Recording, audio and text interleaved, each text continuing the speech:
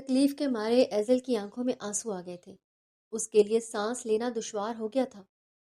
Arrays Singh Sikandar اس وقت اس کے بے حد نزدیک کھڑا تھا۔ دونوں کے درمیان صرف چند انچ کا ہی فاصلہ تھا۔ مجھے درد ہو رہا ہے، ایزل نے سسکتے ہوئے کہا۔ اپنی گرفت کو کمزور کرنے کے بجائے اریز سکندر نے اپنی گرفت مزید مضبوط کر دی تھی۔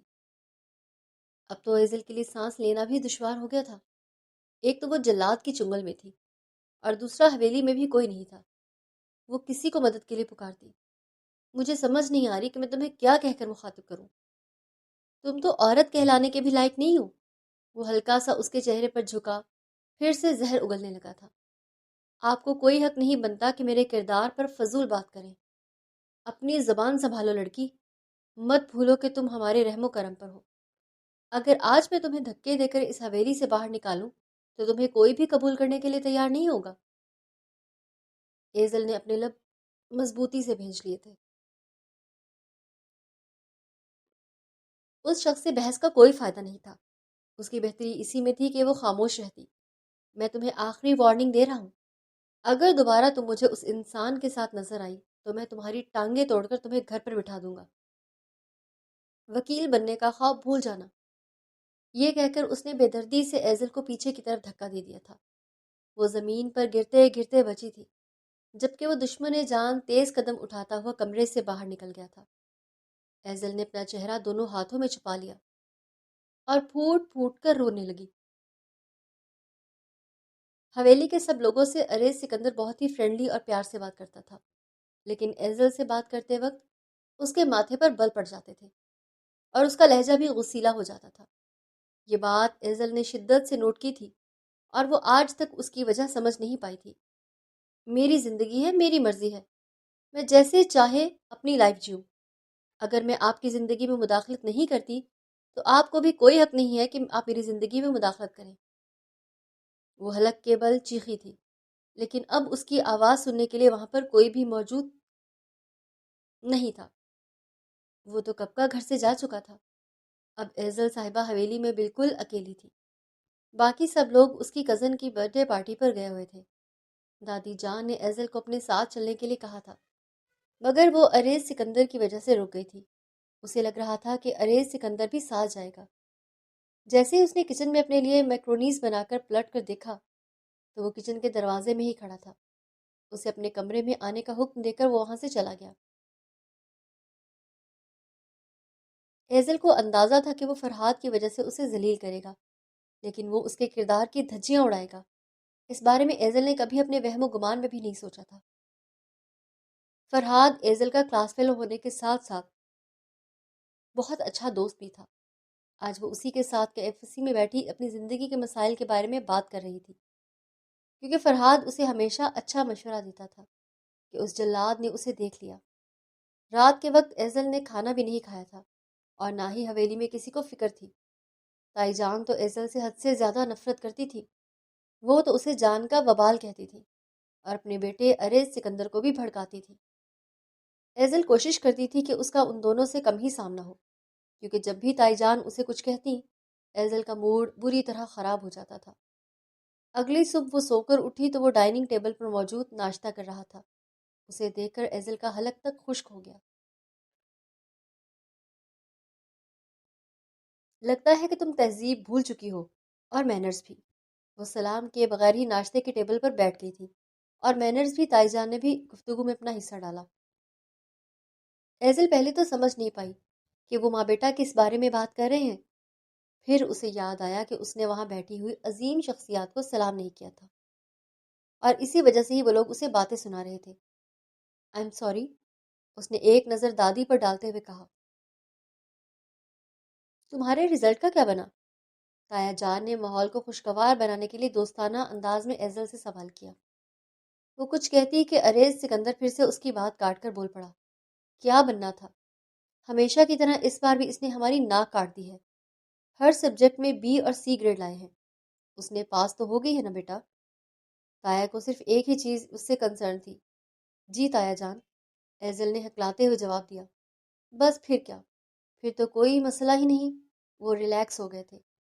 ایزل نے ڈرتے ڈرتے ایک نگاہ سامنے کھڑے اس ظالم شخص پر ڈالی جو اس وقت اسے انتہائی غصے سے دیکھ رہا تھا۔ یا میرے اللہ، اب مجھ سے کون سی غلطی ہو گئی ہے کہ مجھے کھا جانے کے لیے تیار ہے؟ اللہ جی، ایسے کزنس بھی کسی کو نہ ملے۔ اس نے تو میری زندگی ہی عذاب بنا دی ہے۔ وہ دل ہی دل میں خود سے مخاطب تھی، لیکن اس کی آواز کافی اونچی تھی۔ ارے سکندر نے اس کی ساری باتیں اپنے گناہگار کانوں سے سنی تھی۔ اٹھو، مجھے آفس سے دیر ہو رہی ہے۔ ایزل کے میک اپ کے حلیے پر اس نے یک نظر ڈالتے ہوئے حکم دیا۔ کہاں پر جانا ہے؟ اس نے حیرت سے استفسار کیا۔ یونیورسٹی نہیں جانا کیا؟ ارے سکندر کے لہجے میں صاف بیزاری تھی۔ تائی جان بھی پہلو بدل کر رہ گئی تھی، کیونکہ وہ ایزل کی خوبصورتی سے ڈرتی تھی۔ انہیں ڈر تھا کہ کہیں ایسا نہ ہو کہ ایزل اپنی خوبصورتی کی وجہ سے ارے سکندر کو اپنے قابو میں کر لے، اور یہی وجہ تھی کہ وہ اپنے بیٹے کے کان بھرتی رہتی تھی، اور ارے سکندر کو تو ویسے بھی بچپن سے ہی اس سے نفرت تھی۔ تو ہمارے پاس 5 منٹ ہیں، جلدی سے تیار ہو کر آؤ۔ میں نے تو ابھی ناشتہ نہیں کیا، میں پارکنگ ایریا میں تمہارا انتظار کر رہا ہوں۔ 5 منٹ کا مطلب ہوتا ہے 300 سیکنڈز۔ اگر ٹائم پر نہ پہنچی تو انجام کی ذمہ دار تم خود ہوگی۔ یہ سن کر وہ بری طرح سے گھبرا گئی اور بھاگتی ہوئی کمرے میں گئی۔ اس کی حالت دیکھ کر اس کی کزن مذاق اڑانے لگی۔ یار، تم اتنا زیادہ کیوں ڈر رہی ہو؟ اور بھائی کی باتوں کو اتنا سیریس کیوں لے رہی ہو؟ وہ اتنے بھی ظالم نہیں ہیں، بس تمہیں تھوڑا سا تنگ کر رہے ہیں۔ تم ریلیکس ہو کر تیار ہو کر نیچے چلی جاؤ، تب تک میں بھی اپنی تیاری مکمل کر لیتی ہوں۔ کیا تم سچ کہہ رہی ہو؟ کیا واقعی وہ مجھے ڈانٹیں گے نہیں؟ ہو سکتا ہے کہ تھوڑا سا ڈانٹ لیں، تم خود ہی سوچو، زیادہ سے زیادہ کیا ہی ہو جائے گا۔ ہاں تم ٹھیک کہہ رہی ہو، میں نے انہیں کچھ زیادہ ہی اپنے ذہن پر سوار کر لیا ہے۔ پہلے میں اچھے طریقے سے تیار ہو لوں، اس کے بعد ناشتہ کر لوں گی۔ ویسے بھی میں نے کون سا ان کی منتیں کی تھی کہ مجھے چھوڑ کر آئیں؟ ڈرائیور موجود ہے، اگر انہوں نے کوئی ہنگامہ کیا تو میں ڈرائیور کے ساتھ چلی جاؤں گی۔ ایزل سمجھ نہیں پا رہی تھی کہ وہ اپنے آپ کو تسلی دے رہی ہے یا پھر اپنے آپ کو سمجھانے کی کوشش کر رہی ہے۔ تقریباً 15 منٹ کے بعد وہ ٹھمک ٹھمک کرتی سیڑھیاں اترتے ہوئے نیچے گئی۔ پارکنگ ایریا میں ڈرائیور کی گاڑی کھڑی دیکھ کر اس کے لبوں پر مسکراہٹ پھیل گئی تھی۔ وہ اطمینان سے بیٹھی اور ناشتہ کرنے لگی۔ دادی جان نے آنکھوں ہی آنکھوں میں اسے اٹھنے کا اشارہ کیا، لیکن اس نے دادی کے اشارے کو بھی اگنور کر دیا تھا۔ یہی اس کی زندگی کی سب سے بڑی غلطی ثابت ہوئی تھی۔ 10 منٹ وہاں لگانے کے بعد جب وہ گاڑی کا دروازہ کھولنے لگی تو وہ لاک تھا۔ اسی وقت شیشہ نیچے ہوا تھا۔ پیدل چلنا سٹارٹ کرو، مگر پیدل راستہ تو 40 منٹ کا ہے، اس نے خوف سے کانپتی ہوئی آواز میں کہا تھا۔ پیدل چلنے سے تو اسے بچپن سے ہی موت پڑتی تھی۔ میں نے کب کہا ہے کہ وہ 2 گھنٹے کا ہے؟ جواب میں ارے سکندر نے اس پر طنز کیا تھا۔ ایزل کو اپنے کزن پر غصہ آ رہا تھا، جس کی وجہ سے وہ ریلیکس ہو گئی تھی، اور جب وہی کزن ایزل کے سامنے ارے سکندر کی گاڑی کا دروازہ کھول کر فرنٹ سیٹ پر بیٹھی تو ایزل کے تن بدن میں آگ لگی۔ اب تو اس کی کزن نے اپنی زبان کو بھی سی لیا تھا۔ اس نے ارے سکندر کو یہ تک نہیں کہا کہ میں نے ایزل کو آرام سے تیار ہونے کا مشورہ دیا تھا۔ وہ تو اب ارے سکندر کے ساتھ مل کر اسے ڈانٹ رہی تھی اور اس کی لاپرواہی پر اسے باتیں سنا رہی تھی۔ بے بسی کے مارے ایزل کی آنکھوں میں آنسو چمکنے لگے تھے۔ یہاں اس کی ہر کزن ہی اپنے نمبر بنانے کی کوششوں میں لگی رہتی تھی، اور اس میں سب سے زیادہ استعمال ایزل صاحبہ کا ہی ہوتا تھا۔ ہر کسی کی یہی کوشش ہوتی تھی کہ وہ اسے نیچا دکھا کر ارے سکندر میاں کو خوش کر سکے۔ نہ جانے ارے سکندر کو بھی اس سے ایسی کون سی نفرت تھی۔ ایزل کی ٹانگیں شل ہو گئی تھیں۔ اس کی کزن کا کالج راستے میں پہلے آ گیا تھا، وہ بھی اپنے کالج میں داخل ہو چکی تھی، لیکن ایزل ابھی تک پیدل چل رہی تھی۔ وہ اتنے غصے میں تھی کہ اس نے سر اٹھا کر یہ بھی دیکھنا گوارا نہیں کیا تھا کہ یونیورسٹی آ چکی ہے۔ وہ یونیورسٹی سے بھی آگے نکل آئی تھی۔ لگتا ہے کہ تمہیں پیدل چلنے کا کچھ زیادہ ہی شوق ہے، ارے سکندر نے دھیمے انداز میں مسکراتے ہوئے کہا۔ اس کا چہرہ دوسری جانب تھا۔ ایزل اس کے چہرے پر پھیلی ہوئی مسکراہٹ نہیں دیکھ پائی تھی۔ یہ آپ کی غلط فہمی ہے، اس نے جھنجھلاتے ہوئے جواب دیا تھا۔ پھر جب سر اٹھا کر دیکھا تو شدت سے اپنی غلطی کا احساس ہوا۔ اس کی سرکاری یونیورسٹی تھی اور بہت بڑی تھی۔ وہ ابھی یونیورسٹی کے لاسٹ والے کونے کے قریب کھڑی تھی۔ فوراً سے پلٹی اور بھاگنا شروع کر دیا، کیونکہ اس کے سب سے سخت سر کی سٹارٹ کلاس ہونے والی تھی۔ اس دوران بھی وہ مسلسل اس ظالم انسان کو گالیاں دے رہی تھی اور دل ہی دل میں اسے بددعاؤں سے نواز رہی تھی، لیکن ارے سکندر صاحب کو تو کوئی فرق ہی نہیں پڑتا تھا۔ یو ٹرن لے کر وہ اپنے آفس کی طرف بڑھ گیا۔ ایزل کا پورا دن ہی خراب ہو گیا تھا۔ ایک تو قلبی ٹینشن کی وجہ سے وہ پریزنٹیشن کی تیاری نہیں کر پائی تھی اور سر نے اسے اچھا خاصا ذلیل کیا تھا، بلکہ اسے دن میں تارے دکھا دیے تھے۔ جب وہ یونیورسٹی سے باہر نکلی تب اس کی آنکھیں آنسوؤں سے بھری ہوئی تھیں۔ اصل صدمہ تو اسے تب آیا جب اس نے ارے سکندر کو اپنی گاڑی سے ٹیک لگا کر اپنا انتظار کرتے ہوئے دیکھا۔ اب کیا مجھے واپسی پر بھی پیدل چلنا ہوگا؟ یہ خیال آتے ہی اس نے جلدی سے اپنی گردن جھکا لی تھی اور یوں ظاہر کرنے لگی تھی جیسے اس نے ارے سکندر کو دیکھا ہی نہیں ہے۔ یہاں سے تھوڑی ہی دور پر ایک بس اسٹاپ تھا۔ پیدل جانے سے اچھا تھا کہ وہ بس کے ذریعے گھر چلی جاتی۔ ارے سکندر نے جب اسے سر نیچے کیے دوسری جانب جاتے ہوئے دیکھا تو وہ غصے سے دانت پیس کر رہ گیا۔ اس نے اونچی آواز میں ایزل کو پکارا۔ ایزل کی بجائے سب لوگوں نے ہی اسے پلٹ کر دیکھا تھا۔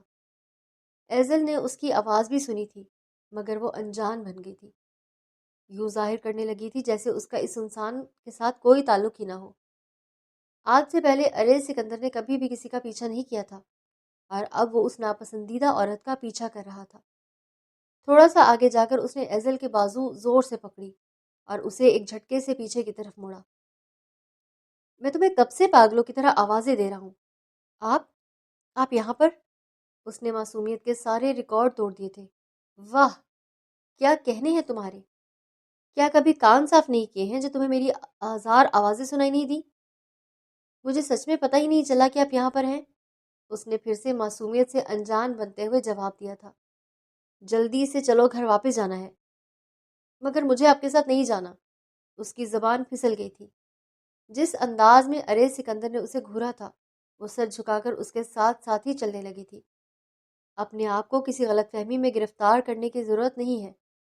2 منٹ کے بعد اس کی آواز پھر سے گونجی تھی۔ میں سمجھی نہیں، تمہیں صرف اور صرف دادی جان کی وجہ سے پک اینڈ ڈراپ کی سروس دے رہا ہوں، ورنہ مجھے تمہاری ذات میں کوئی خاص دلچسپی نہیں ہے۔ میں جانتی ہوں کہ آپ مجھ سے نفرت کرتے ہیں، ایزل نے سادگی سے جواب دیا تھا۔ یہ سن کر ارے سکندر کا دل ایک لمحے کے لیے زور سے دھڑکا تھا۔ وہ ٹھٹک کر اپنی جگہ پر رکا اور ایزل کے خوبصورت چہرے کا ایک ایک نقش کو حفظ کرنے لگا، اور پھر کچھ یاد آنے پر اس نے اپنے لب بھینچ لیے تھے اور اپنی مٹھی بھی زور سے بند کر دی تھی۔ تم میری سوچ سے بھی زیادہ سمجھدار ہو۔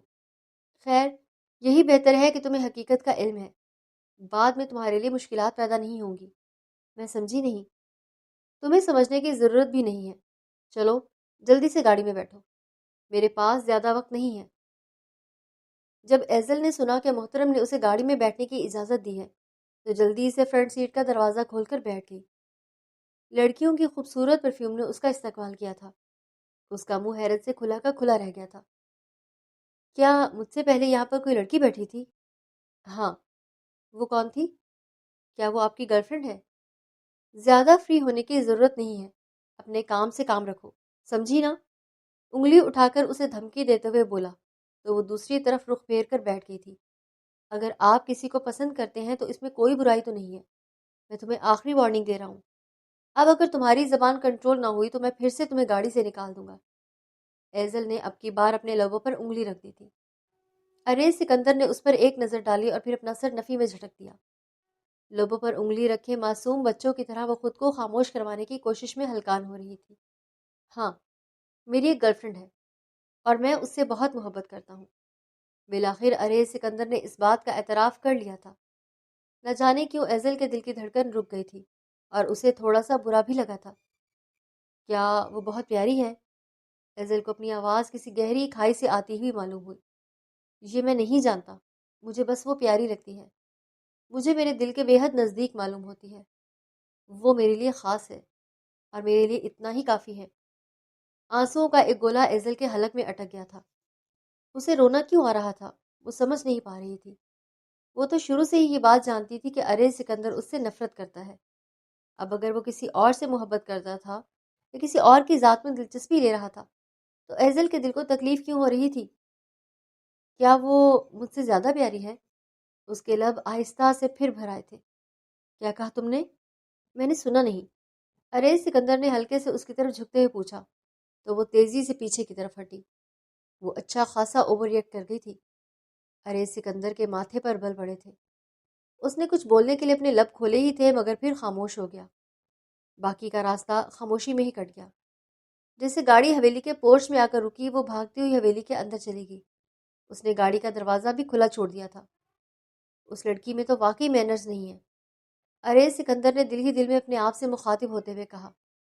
کمرے میں جا کر ایزل نے گہرے گہرے سانس لینے شروع کر دیے تھے۔ اپنے آپ کو کمپوز کرنے کی کوششوں میں ہلکان ہو رہی تھی۔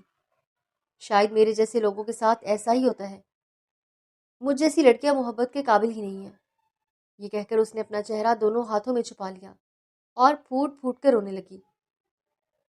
آج کی پوری رات اس کے اسی بارے میں ہی سوچتے ہوئے گزر گئی تھی۔ اگلے صبح اس نے اپنے آپ کو ہر طرح سے سمجھانے کی کوشش کی تھی کہ جو کچھ بھی ہو رہا ہے اس کے حق میں بہتر ہوگا۔ اگلے کچھ دنوں میں وہ اپنی زندگی میں مصروف ہو گئی تھی، کیونکہ نیا سیمسٹر شروع ہوا تھا اور ہر ٹیچر کی طرف سے ہی پروجیکٹ مل رہا تھا۔ اچانک ہی ان کے آئی آر کے پروفیسر ملائشیا چلے گئے۔ اب ان کی جگہ ایک نئے پروفیسر کی ضرورت تھی۔ ایزل نے تو شکر ادا کیا تھا کہ اس پروفیسر سے جان چھوٹی ہے، کیونکہ وہ بہت سخت تھا، بڑی عمر کا بھی تھا، اس وجہ سے بچوں کا بالکل بھی لحاظ نہیں کرتا تھا۔ اگر ایک منٹ کے لیے بھی کوئی لیٹ ہو جاتا تو اسے کلاس میں اندر ہی نہیں آنے دیتا تھا۔ وہ جو رات کو سوچ کر سوئی تھی کہ آج چھٹی ہوگی، صبح جب دوست کی کال پر اس کی آنکھ کھلی تو وہ سخت بدمزہ ہوئی۔ کیا مسئلہ ہے؟ چھٹی کے دن تو چین سے سونے دو۔ ارے کون سی چھٹی، جلدی سے تیار ہو جاؤ، نیو پروفیسر صاحب آ رہے ہیں۔ یار میں نے سنا ہے کہ وہ بہت ینگ اور ہینڈسم ہے، قسم سے میں تو بہت ایکسائٹیڈ ہوں ان سے ملنے کے لیے، تو بھی جلدی سے گھر سے نکل۔ اس کی دوست نے یہ کہہ کر کال کاٹ دی تھی۔ ہائے میرے اللہ، اب کون سا نیا پروفیسر آ رہا ہے؟ ایزل کو تو اپنی چھٹی ختم ہو جانے کا دکھ تھا، ورنہ وہ پروفیسر کتنا ہینڈسم تھا اور کتنا جوان تھا، اسے کوئی فرق نہیں پڑ رہا تھا۔ اس دن ارے سکندر بھی جلدی نکل گیا تھا۔ صرف 3 دن ہی اس نے ایزل کو پک اینڈ ڈراپ کی سہولت دی تھی، کیونکہ ان دنوں ڈرائیور گاؤں گیا ہوا تھا اور دادی جان نے اپنے پوتے سے خاص ریکویسٹ کی تھی۔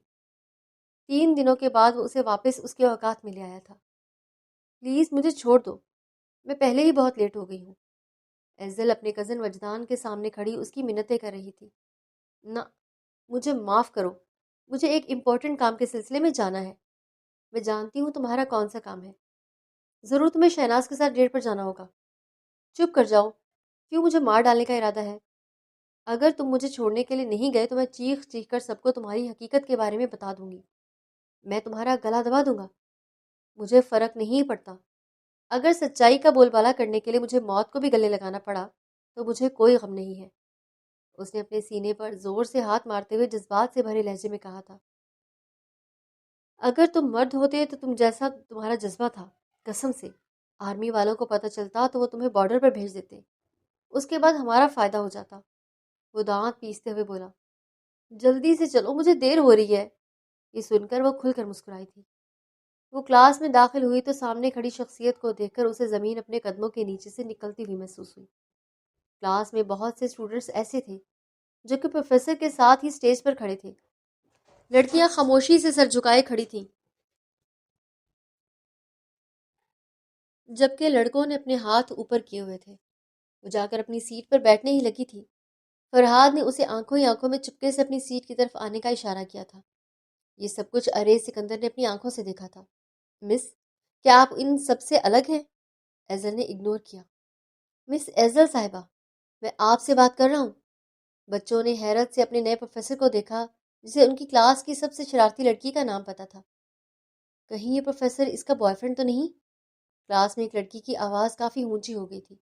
پروفیسر نے اسے ناگواری سے دیکھا۔ وہ لڑکی سر پٹا کر نیچے اپنے جوتوں کو گھوڑنے لگی، جبکہ ایزل کا چہرہ شرم سے لال ہو گیا تھا۔ آپ یہاں پر آ کر کھڑی ہو جائیں۔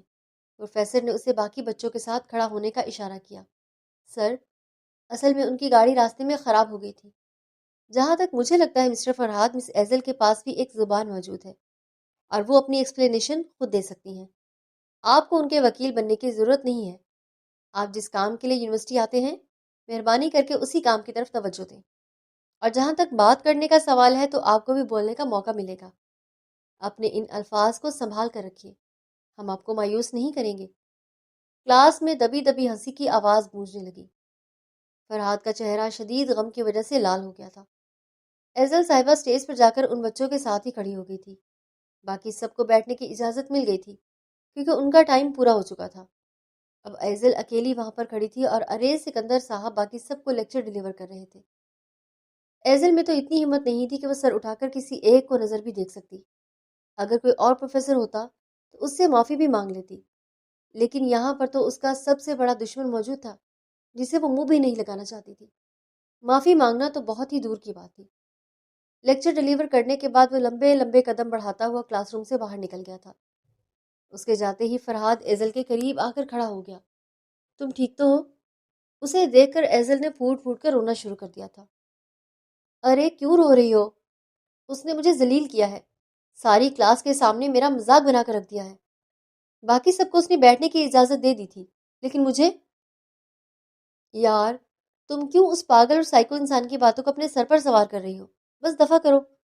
تم تو جانتے ہو کہ بچپن سے لے کر اب تک اس نے ہمیشہ ہی میرے ساتھ برا سلوک کیا ہے۔ ہاں میں جانتا ہوں، لیکن بہت جلد تمہارا یہ مسئلہ بھی حل کر دوں گا، فرحاد نے اس کے بالوں کو بکھیرتے ہوئے پیار بھرے انداز میں کہا تھا۔ ارے سکندر جو کہ اپنا موبائل لینے کے لیے کلاس روم میں داخل ہو رہا تھا، فرحاد کے رویے کو دیکھ کر اس کے تن بدن میں آگ لگ گئی تھی۔ ایزل، اس نے اونچی آواز میں چیختے ہوئے کہا، اور وہ خوف سے اپنی جگہ پر اچھل پڑی تھی۔ بلیک بورڈ کے ساتھ لگی کھڑی ہوگی اور خوف سے تھر تھر کانپنے لگی۔ اس کی حالت دیکھ کر ارے سکندر کو شدت سے اپنی غلطی کا احساس ہوا۔ میرا موبائل اٹھا کر دو۔ اب کی بار اس کا لہجہ کافی نرم تھا۔ ایزل نے کانپتے ہوئے ہاتھوں سے اس کا موبائل اٹھایا جو کہ چھوٹ کر زمین پر گر کر ٹوٹ گیا تھا۔ اس کی حالت مزید خراب ہونے لگی تھی، جبکہ ارے سکندر کے صبر کا پیمانہ لبریز ہو گیا تھا۔ فرحاد نے جلدی سے اپنی جیب سے اپنا والیٹ نکالا اور 5,000 کے کئی نوٹ اس موبائل کے ساتھ ارے سکندر کی طرف بڑھا دیے۔ آئی ایم ریئلی سوری، میں اس کی طرف سے آپ سے معافی مانگتا ہوں۔ ارے سکندر نے اپنا موبائل لیا تھا جبکہ پیسے زمین پر گر گئے تھے، اور پھر سب خراب ہو گیا۔ اس کے جاتے ہی وہ فرحاد کی طرف متوجہ ہوتے ہوئے بولی۔ اب تو اسے یہ بھی ڈر لگ رہا تھا کہ ارے سکندر ان دونوں کے ایک ساتھ پھر سے دیکھ لے گا اور پھر سے اس کی شامت آ جائے گی۔ اس کا تو آج گھر واپس جانے کا بھی دل نہیں چاہ رہا تھا۔ کلاس روم سے نکلنے کے بعد وہ فرحاد سے نظر بچا کر لائبریری میں چلی گئی تھی۔ فرحاد اسے ڈھونڈتا ہوا وہاں پر آ گیا تھا۔ تم مجھے اگنور کیوں کر رہی ہو؟ کیا تم اس انسان سے ڈر رہی ہو؟ نہیں، میں اس انسان سے کیوں ڈروں گی؟ اس نے نگاہیں چراتے ہوئے جواب دیا تھا۔ ادھر میری طرف دیکھو، تم ساری دنیا سے جھوٹ بول سکتی ہو لیکن مجھ سے جھوٹ نہیں بول سکتی۔ فرحاد چاہتا تھا کہ وہ اسے اپنی محبت کا اعتراف کر لے، لیکن ابھی ٹھیک وقت نہیں آیا تھا۔ وہ ایک مناسب ٹائم کا انتظار کر رہا تھا، اور ویسے بھی ابھی ان کی ڈگری بھی مکمل نہیں ہوئی تھی۔ ابھی تو کافی ٹائم تھا، تو اسے ہر فیصلہ بہت ہی سوچ سمجھ کر کرنا تھا۔ ایزل چاہ کر بھی اسے دھتکار نہیں پائی تھی، اور پھر سے اس کے ساتھ بیٹھ کر باتیں کر کے اپنے دل کے بوجھ کو ہلکا کرنے کی کوشش کرنے لگی تھی۔ دوسری طرف ارے سکندر جلے پاؤں کی بلی بنا سٹاف روم میں چکر کاٹ رہا تھا۔ اس کی ہمت بھی کیسے ہوئی ایزل کو ہاتھ لگانے کی؟ وہ منظر کسی فلم کی طرح بار بار اس کی نظروں کے سامنے ریپیٹ ہو رہا تھا۔ جب فرحاد نے ایزل کے بال بگاڑے تھے، اس کا مطلب یہ تھا کہ وہ ایک دوسرے کے کافی قریب تھے۔ اس لڑکی کا دماغ تو میں ٹھکانے پر واپس لاؤں گا۔ اگر میں نے اسے سبق نہ سکھایا تو میرا نام بھی ارے سکندر نہیں ہے۔ واپسی پر وہ اسی کے ساتھ تھی۔ گھر واپس آئی تھی اور پورا راستہ خاموشی میں کٹ گیا تھا۔ آج گاڑی میں لڑکی کی پرفیوم کی خوشبو نہیں تھی۔ غیر ارادی طور پر ایزل کا موڈ بھی کافی اچھا ہو گیا تھا۔ اس نے ہلکے لہجے میں کہا، فرحاد صرف میرا دوست ہے، میرے پاس آپ کی طرح پارٹنر نہیں ہے۔ یہ سن کر ارے سکندر نے گاڑی کی رفتار تیز کر دی، جس کا مطلب تھا کہ وہ اس بارے میں بات نہیں کرنا چاہتا۔ ایزل بھی ریلیکس ہو کر گاڑی کے ساتھ ٹیک لگا کر بیٹھ گئی تھی۔ اگر یہ ایٹیٹیوڈ دکھا رہا ہے تو مجھے کیا ضرورت ہے اسے صفائیاں پیش کرنے کی؟ بھاڑ میں جائے میری طرف سے، مجھے فرق نہیں پڑتا۔ واپسی پر وہ دونوں حویلی نہیں گئے تھے، بلکہ پھپھو جان کے گھر گئے تھے۔ ان کے بیٹے کی دعائیں خیر تھی، اور ایزل کو بھی ابھی پتہ چل رہا تھا، اور نہ تو وہ گھر والوں میں بیٹھتی تھی اور نہ ہی کبھی گھر والوں نے اسے اتنا ضروری سمجھا تھا کہ اسے اس طرح کی انفارمیشن دیتے۔ اس کی کزنز تو اپنی ہی دنیا میں گم رہتی تھی۔ ان کی اپنی ایک الگ سے ہی لائف تھی، جس میں وہ کسی کی بھی مداخلت برداشت نہیں کرتی تھی، اور وہ بہت ہی چالاک تھی، معاملات کو ہینڈل کرنا جانتی تھی، جبکہ ان کے مقابلے میں ایزل بے وقوف تھی۔ ہر بار وہ غلطی سے اپنا بھانڈا خود ہی پھوڑ دیتی تھی اور پھر ہاتھ ملتی رہ جاتی تھی۔ جب وہ دونوں ایک ساتھ ہال کے اندر داخل ہوئے تو بہت سے لوگوں کی نظریں ان پر اٹھی تھیں۔ کافی لوگوں کی نظروں میں ان کے لیے ستائش تھی، پسندیدگی تھی، اور کچھ حسد بھری نگاہوں سے انہیں گھور رہے تھے۔ ایزل کو تو وہاں پر موجود کسی بھی شخصیت سے کوئی فرق نہیں پڑ رہا تھا۔ وہ تو اپنی دادی جان کو تلاش کر رہی تھی جو اسے ایک صوفے پر بیٹھی ہوئی نظر آئیں۔ وہ مسکراتی ہوئی ان کے پاس چلی گئی۔ اس نے اپنی کزن سے بھی ملاقات نہیں کی تھی، جبکہ ارے سکندر اس کے صوفے کے سامنے والی ٹیبل پر اپنے کچھ دوستوں کے ساتھ جا کر کھڑا ہو گیا تھا۔ اس کی نگاہیں ایزل پر ہی مرکوز تھیں۔ یہ تمہاری پوتی ہے؟ دادی کی ایک دوست نے ان سے ایزل کے بابت سوال کیا تو دادی نے مسکراتے ہوئے ایزل کو اپنے گلے سے لگا کر اسبات میں سر ہلا دیا تھا۔ ماشاءاللہ، بہت ہی پیاری بچی ہے۔ کیا کرتی ہے؟ اس سے پہلے کہ دادی کوئی ڈیٹیل دیتی، تائی جان بول پڑی۔ میری بھی ایک بیٹی ہے، ماشاءاللہ بہت ہی پیاری ہے، یونیورسٹی کی اسٹوڈنٹ ہے۔ ناجیہ بیٹا ذرا ادھر آنا، انہوں نے اپنی بیٹی کو پکارا۔ ایزل سخت بدمزہ ہوئی تھی۔ وہ عورت بھی اپنے نام کی ایک تھی۔ ناجیہ سے ایک دو سوال کرنے کے بعد وہ پھر سے ایزل کی طرف متوجہ ہو گئی۔ انہوں نے اب ایزل کو اپنے پاس بٹھایا ہوا تھا۔ اس کا ہاتھ اپنے ہاتھوں میں لے کر اس کے سامنے اپنے پوتی کی تعریف میں زمین آسمان کے کلابیں ملائی جا رہی تھی۔ دادی نے جب ان کی انٹینشن فیل کی تو جلدی سے بول پڑی، میری پوتی کی منگنی ہو چکی ہے۔ یہ الفاظ نہیں تھے بلکہ بم تھا جو ایزل کے سر کے اوپر آ کر گرا تھا۔ وہ عورت بھی یکدم ہی چپ ہو گئی تھی۔ اب اسے ناجیہ والا آپشن بہتر لگ رہا تھا۔ تائی جان نے حیرت سے دادی کی طرف دیکھا۔ امی جان، آپ نے مجھے بتایا کیوں نہیں؟ میں نے فی الحال کسی کو بھی نہیں بتایا۔ لڑکا کون ہے، کیا کرتا ہے؟ تائی جان نے تجسس بھرے لہجے میں بولا تھا۔ انگلینڈ میں ہے، اپنا بزنس ہے، سیاست میں بھی کافی حد تک دلچسپی لیتا ہے۔ بہت جلد وہ بزنس پاکستان میں سیٹل کر لے گا، تبھی میں اپنی پوتی کی شادی کروں گی۔ میری جاننے والی کا پوتا ہے۔ دادی نے ایک ہی سانس میں ساری ڈیٹیل دے دی تھی۔ ایزل پہلو بدل کر رہ گئی تھی۔ اسے عجیب بے بسی کا احساس ہو رہا تھا۔ اس کی نگاہیں بے ساختہ سامنے کھڑے ارے سکندر پر جا کر جم گئی تھیں۔ پھر اس نے فوراً اپنی نظروں کے زاویے کو تبدیل کیا تھا۔ شاید میری قسمت ہی یہی ہے، اس نے اپنے آپ کو سمجھانے کی کوشش کی تھی۔ تائی جان بھی مطمئن ہو کر اب اس عورت کے سامنے اپنی بیٹی ناجیہ کی تعریف کرنے لگی تھی۔ ناجیہ کو کوئی خاص انٹرسٹ نہیں تھا۔ وہ اپنے موبائل پر اپنے بوائے فرینڈ سے باتیں کرنے میں اتنی مصروف تھی کہ اسے کسی چیز کا کوئی ہوش ہی نہیں تھا۔ ہال میں موجود سب لوگوں کی نظریں ایزل پر ہی جمی ہوئی تھیں، حالانکہ اس نے نہ تو کوئی خاص تیاری کی ہوئی تھی اور نہ ہی میک اپ کر کے آئی تھی۔ کپڑے بھی اس نے سادہ سے ہی پہنے ہوئے تھے۔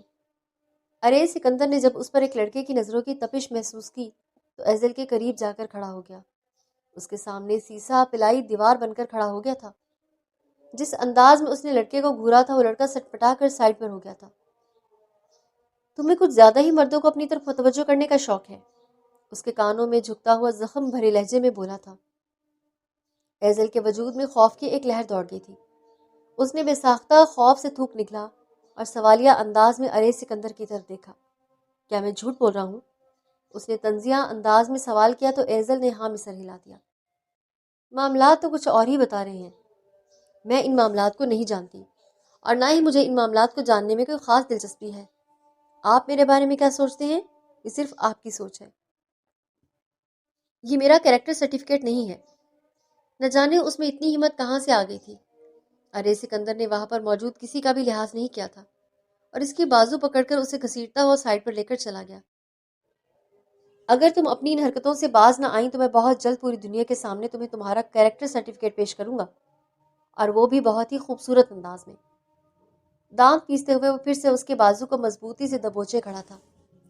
مجھ سے دور رہ کر بات کریں، آپ کو کوئی حق نہیں بنتا کہ آپ میرے اس قدر نزدیک آئیں۔ ایزل نے اس کے سینے پر ہاتھ رکھ کر اسے دھکا دینے کی کوشش کی مگر بری طرح سے ناکام ہو گئی۔ وہ ظالم انسان پہاڑ کی طرح اپنی جگہ پر جمع ہوا تھا۔ اسے ہلانا مشکل ہی نہیں ناممکن تھا۔ اس کی اس کوشش پر ارے سکندر کے لبوں پر ایک طنزیہ سی مسکراہٹ پھیل گئی تھی جو کہ فی الحال ایزل کو بہت زہر لگ رہی تھی۔ اب اس نے اپنے دل کو سمجھا لیا تھا۔ ایزل کو یقین تھا کہ چاہے کچھ بھی ہو جائے وہ اس شخص کی طرف متوجہ نہیں ہوگی۔ ابھی تو دادی جان سے اس نے اس شخص کے بارے میں بھی پوچھنا تھا جس کے ساتھ اس کی منگنی طے ہوئی تھی، اور آج جو کچھ ایزل نے اس کے ساتھ کیا تھا وہ بھی بار بار اس کے ذہن میں گھوم رہا تھا۔ ارے سکندر سے تعلقات اچھے کرنے کی تو امید باقی ہی نہیں تھی۔ تم لوگ یہاں پر کیا کر رہے ہو؟ باہر فنکشن چل رہا ہے۔ تائی جان نے ان دونوں کو سائڈ پر جاتے ہوئے دیکھ لیا تھا، اسی وجہ سے تن فن کرتی وہاں پر پہنچ گئی۔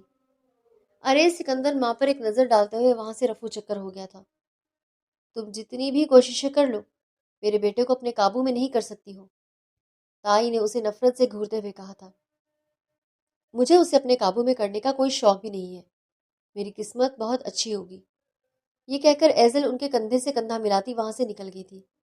ارے دیکھو تو، اس لڑکی کے نخرے تو دیکھو، ایک بزنس مین کا رشتہ کیا آ گیا خود کو ہواؤں میں اڑتا ہوا محسوس کر رہی ہے۔ میں بھی دیکھتی ہوں کیسے اس کے بڑے گھر میں شادی ہوتی ہے۔ اگر میں نے اسے ڈرائیور کے بیٹے کے ساتھ نہ بیاہا تو میرا نام بھی فرزانہ نہیں ہے۔ انہوں نے دل ہی دل میں اپنے آپ سے عہد کیا تھا اور پھر بھرے انداز میں مسکرائی تھی۔ ایزل جب 5 سال کی تھی تبھی اس کی ماں نے اسے چھوڑ کر کسی امیر آدمی سے شادی کر لی تھی، اور کچھ ہی سالوں کے بعد اس کے باپ بھی انتقال کر گیا۔ اب ایزل 21 سال کی ہو چکی تھی، لیکن ابھی تک اس کی ماں نے پلٹ کر خبر نہیں لی تھی، اور نہ ہی اسے یہ پتا تھا کہ فی الحال اس کی ماں کہاں پر ہے، کیا کر رہی ہے۔ اکثر ہی اسے اپنی ماں کے حوالے سے تانے بھی ملتے تھے، مگر وہ صبر کے گھونٹ پی کر رہ جاتی تھی۔ اس نے کبھی بھی کسی کو پلٹ کر جواب نہیں دیا تھا، کیونکہ وہ بھی تھا اس کسی نہ کسی حد تک سچ پر مبنی تھا۔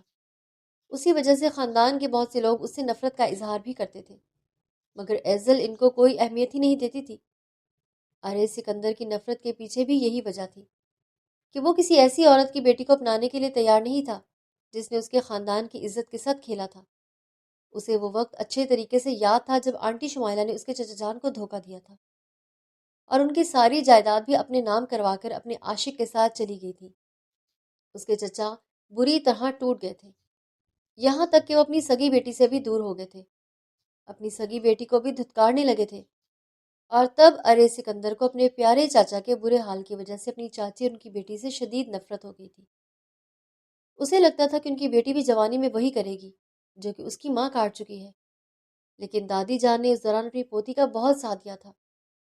انہوں نے سب لوگوں کی زبانیں بند کر دی تھی اور ہر کسی کو دو ٹوک انداز میں سمجھا دیا تھا کہ اگر کسی نے بھی میری پوتی کے کردار پر بات کرنے کی کوشش کی تو مجھ سے برا کوئی بھی نہیں ہوگا، اور اگر کسی کو بھی زیادہ مسئلہ ہو رہا ہے تو اس گھر سے جا سکتا ہے۔ اس کے بعد سب لوگوں کی زبانیں تو بند ہو گئی تھی، مگر وہ اپنی حرکتوں سے اور اپنے ایکشن سے ایزل کو بار بار کروا دیتے تھے کہ اس کے بارے میں کیا سوچتے ہیں اور اس کی اس حویلی میں کیا جگہ ہے۔ کبھی کبھار تو بہت زیادہ دل برداشتہ ہو جاتی تھی اور سب کو چھوڑ چھاڑ کر رونے بیٹھ جاتی تھی، اور کبھی کبھار وہ خود کو سنبھال لیتی تھی۔ اب جب کہ گھر میں اس کی شادی کی بات شروع ہو گئی تھی تو تائی جان کے بے قرار دل کو بھی قرار آ گیا تھا کہ ان کا بیٹا اسے شادی کرنے سے بچ گیا ہے۔ دوسری طرف ارے سکندر کا غصے کے مارے برا حال تھا۔ وہ دادی جان کے کمرے میں پہنچ گیا جبکہ ایزل صاحبہ ارے سکندر صاحب کے کمرے میں موجود تھی۔ وہ ایک بہت ہی اہم میٹنگ سے آئے تھے اور کچھ ہی دنوں میں ان کے امتحانات شروع ہونے والے تھے۔ آج ہی صبح ارے سکندر نے کلاس میں بات کی تھی کہ وہ ان کا پیپر بنا چکا ہے۔ باقی کلاس کو بھی پتہ چل گیا تھا کہ وہ ارے سکندر کی کزن ہے۔ اسی وجہ سے سب نے اس کی منتیں کی تھیں کہ خدا کا واسطہ ہے کسی طرح سے پیپر کا پتہ لگوا لو۔ سر نے وہ پیپر اپنے لیپ ٹاپ میں بنایا ہوگا۔ اب وہ اس کے بیڈ پر بیٹھی اس کا لیپ ٹاپ چیک کر رہی تھی۔ اس کے ہاتھ خوف سے کانپ رہے تھے۔ دادی جان، آپ نے کیا سوچ کر اس کی پرائی برادری میں منگنی کر دی؟ آپ کو کم سے کم ہم سے تو مشورہ لینا چاہیے تھا۔ تم ہو کون جو میں تم سے مشورہ لیتی؟ تم تو اسے اپنی کزن ہی تسلیم نہیں کرتے ہو۔ دادی نے غصے سے دانت بھینچتے ہوئے کہا تو وہ پہلو بدل کر رہ گیا تھا۔ میں نے وہ باتیں غصے میں کہی تھیں۔ اس نے بے چینی سے اپنی پیشانی مس لی تھی۔ دادی جان چاہتی تھی کہ ان کی پوتی ایزل سے نکاح کر لے، لیکن جب انہوں نے ارے سکندر سے اس بارے میں بات کی تب وہ حد سے اکھڑ گیا تھا۔ آپ نے سوچ بھی کیسی لیا کہ میں اس 2 ٹکے کی معمولی سی لڑکی سے شادی کروں گا جس کی ماں کا کردار سب لوگوں کی نظروں کے سامنے ہے، جس کی ماں بد کردار تھی؟ اس کی بیٹی کیسے پاکیزہ کردار ہو سکتی ہے؟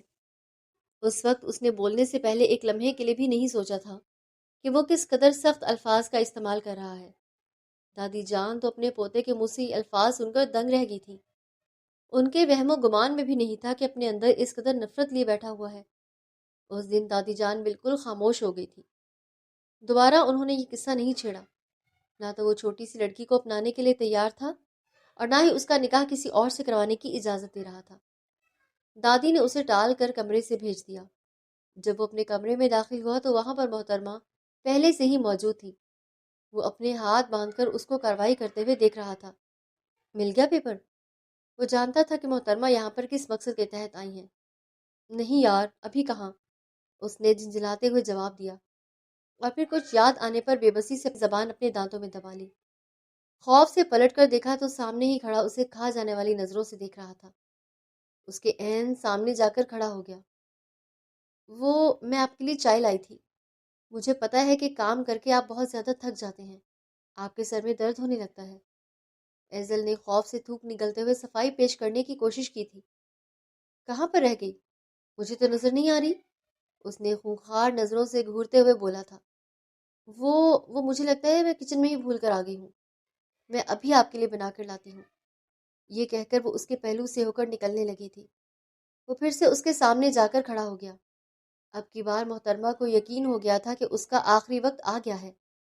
اسے شدت سے اپنے اوپر غصہ بھی آ رہا تھا کہ آخر کیا ضرورت تھی اپنی کلاس فیلوز کی باتوں میں آ کر اس طرح کا جذباتی قدم اٹھانے کی، جو کہ اسے پتا بھی تھا کہ وہ انسان گرتی ہوئی چڑیا کے من گر لیتا ہے، وہ اسے بھی پکڑ ہی لے گا۔ پھر بھی اس نے اپنی جان جوکھم میں ڈالی تھی۔ وہ ذرا سا اس کے قریب ہوا تو وہ 2 قدم پیچھے کی طرف ہٹی، اپنا توازن برقرار نہ رکھ پائی۔ اس سے پہلے کہ وہ نیچے گرتی، ارے سکندر نے اس کی کمر میں بازو ڈال کر اسے گرنے سے بچا لیا۔ اب وہ اس کی گرفت میں کھڑی گہرے گہرے سانس لے رہی تھی۔ وہ اسے شعلہ بار نظروں سے دیکھ رہا تھا۔ کیا تمہیں مجھ سے ڈر نہیں لگتا؟ وہ ابھی تک ایک ہی پوزیشن میں کھڑے تھے جب وہ اس کی آنکھوں میں جھانکتے ہوئے بولا، بہت زیادہ ڈر لگتا ہے، ایزل نے منمناتے ہوئے جواب دیا تھا۔ تم ایسی حرکتیں کیوں کرتی ہو؟ کیوں ہر بار مجھے مجبور کرتی ہو کہ میں تمہیں اپنا وہ روپ دکھاؤں جو میں نہیں دکھانا چاہتا؟ اس سے پہلے کہ ایزل کوئی جواب دیتی، کمرے کا دروازہ ایک زوردار آواز سے کھلا اور تائی جان کمرے کے اندر داخل ہوئی۔ سامنے کا منظر دیکھ کر ان کے تن بدن پر آگ لگ گئی تھی۔ ارے سکندر نے اسے جلدی سے چھوڑا تو وہ بھی بھاگتی ہوئی کمرے سے باہر نکل گئی۔ یہ سب کچھ کیا تھا ارے سکندر بیٹا؟ آپ جیسا سوچ رہی ہیں ویسا کچھ بھی نہیں ہے، وہ تمہارے بے حد قریب تھی۔ میں اس کا کیا مطلب لوں؟ مجھے بتاؤ۔ آپ کو کوئی بھی مطلب لینے کی ضرورت نہیں ہے امی جان، وہ بیزاری سے گویا ہوا اور پھر کمرے سے باہر نکل گیا تھا۔ تائی جان نے وہیں پر کھڑے کھڑے فیصلہ کیا۔ اگلے چند دن یوں ہی خاموشی سے گزر گئے۔ ایزل ایک بار پھر سے اپنی یونیورسٹی کے کاموں میں مصروف ہو گئی تھی۔ وہ نہیں جانتی تھی کہ اس کی زندگی میں ایک ایسی آفت آنے والی ہے جس کے بارے میں اس نے کبھی گمان ہی نہیں کیا تھا۔ رات 9 بجے کا وقت تھا۔ سب کھانا کھا کر اپنے کمرے میں چلے گئے تھے۔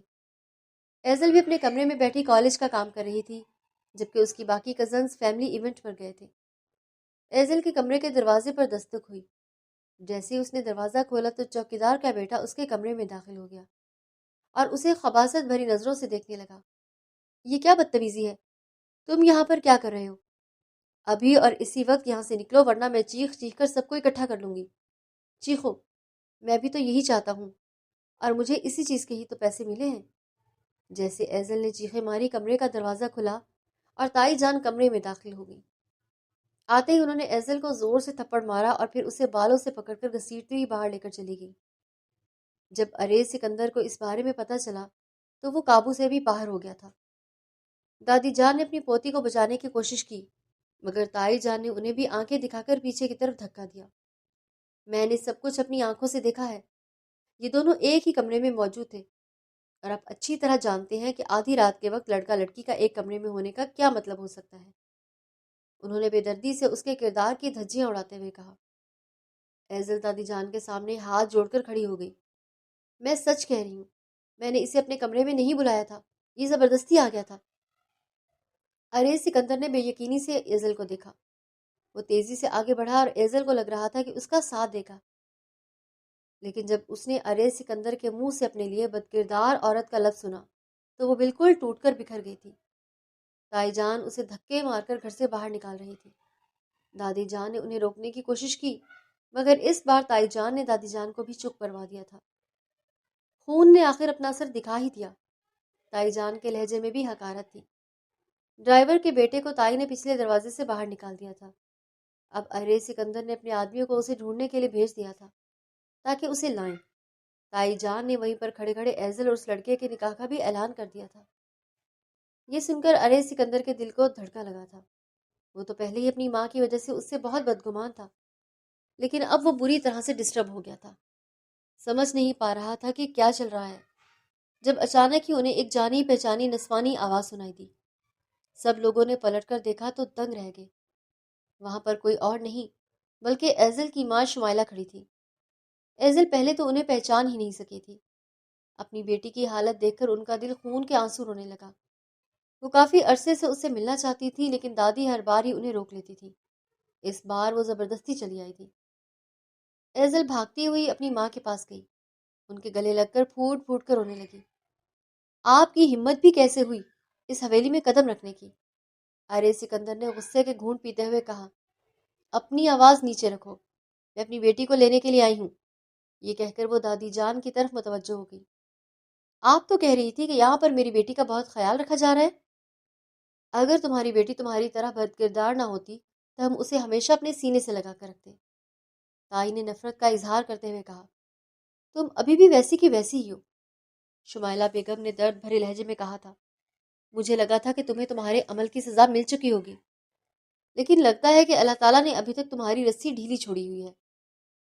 یقیناً اللہ تعالیٰ نے تم سے بے تحاشا محبت کرتے ہیں۔ ابھی سے اپنے گناہوں کی معافی مانگ لو، کیونکہ کل کو جب اللہ تعالیٰ کی پکڑ آ گئی تو تم بچ نہیں پاؤ گی۔ یہ کہہ کر انہوں نے اپنی بیٹی کا بازو پکڑا اور اسے اپنے ساتھ باہر لے کر چلی گئی۔ وہاں پر ان کی بڑی سی کالی پراڈو کھڑی تھی، ان کی آنکھیں آنسوؤں سے بھیگی ہوئی تھیں۔ آج سے کچھ سال پہلے وہ گھر سے بھاگ نہیں رہی تھی، بلکہ انہیں اغوا کیا گیا تھا، اور یہ کام رضوانہ بیگم نے کروایا تھا۔ در حقیقت وہ ان کے شوہر سے اپنی بہن کی شادی کروانا چاہتی تھی، لیکن شمائلہ بیگم ان کے راستے میں رکاوٹ بن کر کھڑی ہو گئی تھی۔ رضوانہ بیگم کو لگتا تھا کہ شمائلہ بیگم کو راستے سے ہٹانے کے بعد وہ آسانی سے اپنی بہن کو امجد صاحب کی زندگی میں شامل کر لیں گی۔ اپنی پہلی بیوی کے چلے جانے کے بعد امجد نے کبھی بھی دوسری عورت کی طرف نگاہ اٹھا کر بھی نہیں دیکھا تھا۔ رضوانہ بیگم نے بعد میں ہزار کوششیں کی تھی، مگر کوئی فائدہ نہیں ہوا تھا، اور پھر کچھ ہی عرصے کے بعد امجد صاحب دنیا سے انتقال کر گئے تھے۔ جہاں تک شمائلہ بیگم کا سوال تھا تو اس رات مجرموں سے بچ کر نکلنے میں کامیاب ہو گئی تھی، لیکن اس وقت تک رضوانہ صاحبہ انہیں پوری حویلی میں بدنام کر چکی تھی۔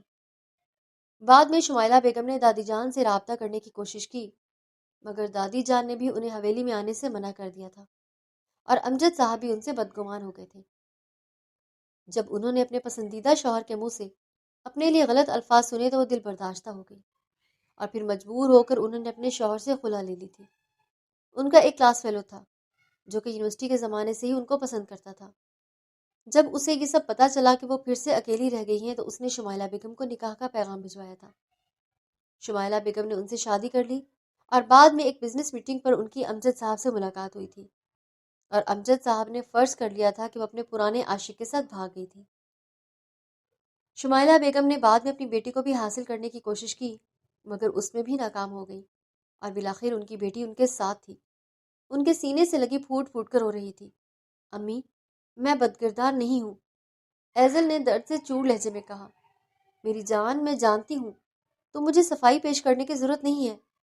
امی، رضوانہ، ہاں میں جانتی ہوں، اس نے میرے ساتھ بھی تو یہی سب کچھ کیا تھا۔ اپنی ماں کی سچائی جاننے کے بعد ایزل کو خود پر غصہ آنے لگا تھا۔ وہ اتنا عرصہ اپنی ماں کے بے گناہ ہونے کے باوجود ان سے نفرت کرتی رہی تھی۔ وہ کتنی بدقسمت تھی۔ ادھر وہ حویلی سے رخصت ہوئی تھی، اور ادھر حویلی میں عجیب سی بے چینی کا ماحول بن گیا تھا۔ کچھ ہی دنوں کے بعد ارے سکندر نے اس چوکیدار کے بیٹے کو بھی پکڑ لیا تھا، اور پھر اسے مارنے پیٹنے کے بعد ارے سکندر کو یہ راز فاش ہوا کہ اسے یہ سب کچھ کرنے کے لیے کسی اور نے نہیں بلکہ اس کی اپنی ماں نے کہا تھا۔ چند لمحے تو صدمے سے چور انداز میں اپنے سامنے بیٹھے اس لڑکے کو گھورتا رہا جس کا کوئی قصور نہیں تھا، مگر اس کے باوجود بھی اس نے اس لڑکے کو اچھا خاصا مارا تھا۔ اس دن وہ اپنی ماں سے اس بارے میں پوچھنے کے لیے ان کے کمرے میں گیا کہ اندر سے آنے والی آوازیں سن کر اسے لگا اس کے قدم زمین کے ساتھ جم گئے ہیں۔ اس کی ماں اس کی چاچی شمائلہ کا مذاق بنا رہی تھی، کیسے انہوں نے جوانی میں اس عورت کی زندگی برباد کی تھی اور انہیں ان کے شوہر کی زندگی سے ذلیل کر کے باہر نکالا تھا، کیسے انہوں نے اسے اغوا کر کے اس کی عزت کی دھجیاں اڑائی تھیں، اس کے جانے کے بعد انہوں نے اس کی بیٹی کو تکلیفیں پہنچائی تھیں، اور انہوں نے اپنے بیٹے کو اس لڑکی کے خلاف کیا تھا۔ یہ سب کچھ سننے کے بعد اس کے لیے اپنے قدموں پر کھڑا رہنا مشکل ہو رہا تھا۔ وہ لڑکھڑاتے ہوئے قدموں سے دادی جان کے کمرے میں داخل ہوا، بے ساختہ ان کے قدموں میں بیٹھ گیا اور چھوٹے بچوں کی طرح پھوٹ پھوٹ کر رونے لگا۔ ہاں، وہ ایزل سے محبت کرتا تھا، ایزل سے بے تحاشا محبت کرتا تھا۔ وہ چھوٹی سی لڑکی اس کی کل کائنات تھی۔ بچپن سے اسے چاہتا تھا۔ اس کی ماں نے اس لڑکی کے خلاف اس کے دل میں ہزار بار زہر گھولنے کی کوشش کی تھی، مگر پھر بھی دل اس کے خلاف نہ ہو سکا۔ کبھی کبھار دماغ کے فیصلے حاوی ہو جاتے تھے، جس کی وجہ سے اس پر غصہ کر جاتا تھا اور اسے تکلیف پہنچا جاتا تھا، مگر اس کے باوجود بھی وہ نفرت نہیں کر پایا تھا۔ کچھ ہی دنوں کے بعد ارے سکندر نے اس چوکیدار کے بیٹے کو بھی پکڑ لیا تھا، اور پھر اسے مارنے پیٹنے کے بعد ارے سکندر کو یہ راز فاش ہوا کہ اسے یہ سب کچھ کرنے کے لیے کسی اور نے نہیں بلکہ اس کی اپنی ماں نے کہا تھا۔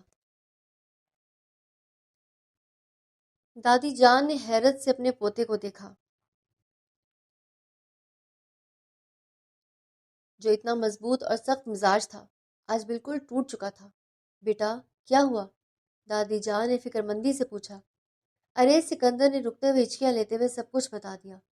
کیسے اس کی ماں نے ایزل کے خلاف سازش کی تھی، کیسے اس نے اس کے دل میں نفرت کا زہر بھرا تھا، اور کیسے اس نے شمائلہ بیگم کی زندگی برباد کی تھی۔ ہاں، وہ ایزل سے محبت کرتا تھا، ایزل سے بے تحاشا محبت کرتا تھا۔ وہ چھوٹی سی لڑکی اس کی کل کائنات تھی۔ بچپن سے اسے چاہتا تھا۔ جب وہ چھوٹا تھا اور ایزل ابھی 3-4 سال کی تھی تو وہ اس کے ساتھ گھنٹوں کھیلتا رہتا تھا، اسے اپنی گڑیا کی طرح سنبھالتا تھا۔ جب وہ رونے لگتی تو وہی اسے خاموش کرواتا۔ اس کی ماں نے اس لڑکی کے خلاف اس کے دل میں ہزار بار زہر گھولنے کی کوشش کی تھی، مگر پھر بھی دل اس کے خلاف نہ ہو سکا۔ ہاں، کبھی کبھار دماغ کے فیصلے حاوی ہو جاتے تھے، جس کی وجہ سے اس پر غصہ کر جاتا تھا اور اسے تکلیف پہنچا جاتا تھا۔ جب اس نے یونیورسٹی میں پروفیسر بن کر اسے تنگ کیا تھا تو اس کا مقصد صرف یہ تھا کہ وہ اس کے قریب رہ سکے، اور جب وہ سینئر بن کر اس کے سامنے آیا تو وہ چاہتا تھا کہ ایزل اس کی طرف دیکھے، اسے پہچانے، مگر اس کے باوجود بھی وہ نفرت نہیں کر پایا تھا۔ اس کی سختی کے پیچھے محبت چھپی ہوئی تھی، وہ محبت جسے وہ کبھی ظاہر نہیں کر سکا تھا۔ اگر کبھی اسے تکلیف پہنچاتا بھی تو بعد میں اس بارے میں گھنٹوں گھنٹوں سوچتا رہتا تھا، خود کو کوستا رہتا تھا، خود کو بھی تکلیفیں دیتا، رات رات بھر جاگتا رہتا اور سوچتا رہتا کہ کیوں اس نے ایزل سے سختی سے بات کی، کیوں اس نے اسے رلایا، کیوں اس نے اسے تکلیف پہنچائی۔ اس نے دادی جان کو ایک ایک لفظ بتا دیا تھا، کچھ بھی نہیں چھپایا تھا، اپنے دل کی ہر بات، ہر احساس، ہر درد انہیں بتا دیا۔ دادی نے اسے اپنے سینے سے لگا لیا، ان کا جوان پوتا جس کے جذبات کے ساتھ ان کی اپنی ہی سگی ماں نے کھیلا تھا، اس وقت ان کے سامنے ایک ہارا ہوا جواری معلوم ہو رہا تھا جو اپنا سب کچھ لٹا چکا تھا۔ بیٹا، میں جانتی تھی، دادی جان نے آہستہ سے کہا، میں جانتی تھی کہ تم ایزل سے محبت کرتے ہو، تمہاری آنکھیں جھوٹ نہیں بول سکتی تھی۔ جب بھی وہ کمرے میں آتی تھی تمہاری نظریں اسے ڈھونڈتی تھیں، جب وہ مسکراتی تھی تو تمہارے چہرے پر بھی ایک مدھم سی مسکراہٹ آ جاتی تھی۔ میں سب کچھ دیکھ رہی تھی بیٹا۔ دادی جان اس کے ساتھ شمائلہ بیگم کے پاس گئی تھی اور روتے ہوئے اپنی شرمندگی کا اظہار کرنے لگی۔ میں معافی مانگنے آئی ہوں شمائلہ، میں نے تمہاری بیٹی کے ساتھ انصاف نہیں کیا، میں نے تمہارے ساتھ بھی انصاف نہیں کیا، میں نے رضوانہ کی باتوں میں آ کر تم پر شک کیا اور تمہیں اپنی بیٹی سے دور رکھا، یہ میری غلطی تھی اور میں اس کی سزا پا رہی ہوں۔ شمائلہ بیگم کی آنکھوں میں بھی آنسو آ گئے۔ انہوں نے دادی جان کو گلے لگایا اور کہا، آپ میری ماں کے برابر ہیں، میں آپ کو کیسے ناراض رکھ سکتی ہوں؟ رضوانہ بیگم نے بھی بعد میں اپنی صفائیاں پیش کرنے کی کوشش کی، مگر اس بار ان کے بیٹے نے ان کی ایک بھی بات نہیں سنی۔ ارے سکندر نے سخت لہجے میں کہا کہ بس، بہت ہو گیا امی، اب مجھے آپ کی کسی بھی بات پر کوئی اعتبار نہیں ہے۔ میں تو سوچ بھی نہیں سکتا تھا کہ اپنا مقصد حاصل کرنے کے لیے آپ کسی کی زندگی کے ساتھ کھیل جائیں گی۔ آپ نے نہ صرف ایزل کی زندگی برباد کرنے کی کوشش کی بلکہ اس کی ماں کی زندگی بھی تباہ کر دی۔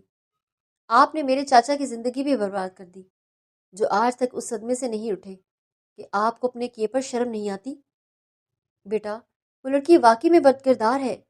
رضوانہ بیگم نے ایک آخری کوشش کی، مگر ارے سکندر نے سختی سے کہا، امی، دوبارہ سے اس نام سے مت پکارنا ورنہ میں اپنا ہوش و حواس کھو بیٹھوں گا۔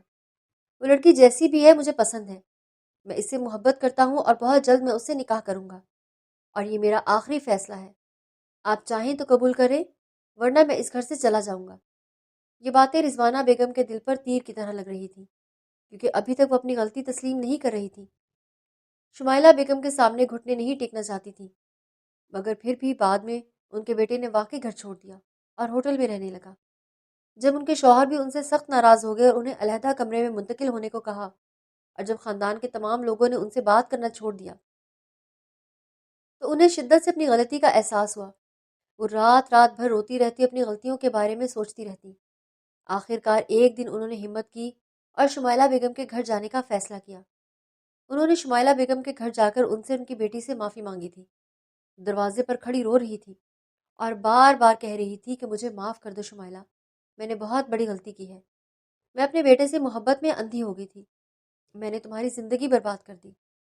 میں نے تمہاری معصوم بیٹی کو تکلیفیں دی۔ مجھے معاف کر دو ورنہ میں اللہ کے سامنے کیا منہ دکھاؤں گی۔ شمائلہ بیگم نے بڑے دل کا مظاہرہ کرتے ہوئے انہیں معاف کیا تھا اور انہیں اپنے سینے سے بھی لگا لیا تھا۔ رضوانہ جی، ماضی کو ماضی میں ہی رہنے دیں۔ اللہ نے مجھے سب کچھ واپس دے دیا ہے۔ میری بیٹی میرے ساتھ ہے۔ میرا اعتبار بحال ہو گیا ہے۔ اب ہمیں آگے دیکھنا چاہیے۔ اپنی ماں کی دیکھا دیکھی ایزل نے بھی اس عورت کو معاف کر دیا، حالانکہ اس کے دل میں ابھی بھی درد تھا۔ وہ بار بار نوٹ کر رہی تھی کہ ارے سکندر کی نگاہیں اس پر ہی جمی ہوئی ہیں، مگر وہ اس سے ناراض تھی، اس شخص سے جس نے نہ جانے کتنے روپ اپنا کر چھوٹی سی لڑکی کو تنگ کیا تھا۔ کبھی اس کا پروفیسر بن جاتا، کبھی سینئر بن جاتا، کبھی کھڑوس کزن تو کبھی جلاد۔ ہر بار ایک نیا کردار، ہر بار ایک نیا چہرہ، لیکن اسی ایک شخص نے اسے زندگی بھر تکلیف دی تھی۔ جب اس کے رشتے کی بات چلی تو اس نے صاف انکار کر دیا تھا۔ میں اس شخص سے شادی نہیں کروں گی جسے میرے کردار پر یقین نہیں ہے۔ بعد میں ارے سکندر اس کے پاس گیا۔ وہ باغ میں بیٹھی پھولوں کو دیکھ رہی تھی جب ارے سکندر نے اس کے پاس آ کر پوچھا، تم نے شادی سے انکار کیوں کیا ہے؟ وہ سنجیدگی سے گویا ہوا۔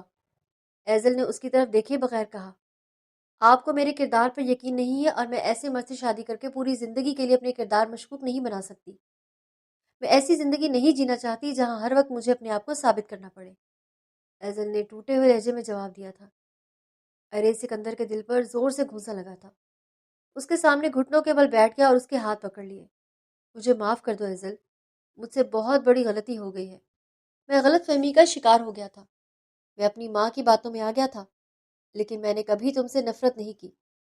میں ہمیشہ سے تم سے محبت کرتا تھا لیکن اپنے جذبات کو ظاہر نہیں کر سکا۔ ایزل نے اپنے ہاتھ چھڑا لیے اور کہا، مجھے اس سے فرق نہیں پڑتا ہے۔ ارے سکندر نے کہا، اگر تمہیں واقعی فرق نہ پڑتا ہوتا تو تم کبھی بھی فرحاد کو خود سے دور نہ کرتی۔ تم نے اسے دور کیا کیونکہ تمہیں میری پرواہ تھی، اور کبھی بھی داری کے لیے لائے ہوئے رشتے سے اتنی جلدی انکار نہ کرتی۔ تم نے انکار کیا کیونکہ تمہارا دل کسی اور کے لیے دھڑکتا ہے۔ ایزل نے غصے سے کہا، آپ کو اس سے کوئی مطلب نہیں ہونا چاہیے، یہ میرا پرسنل معاملہ ہے۔ اسے آنکھیں دکھاتے ہوئے بولی تھی۔ ارے سکندر نے مسکرا کر کہا، واہ، تمہیں تو بڑی ہمت آ گئی ہے۔ اس کے اس انداز پر وہ ٹھٹک کر بولا تو حیرت ہوئی۔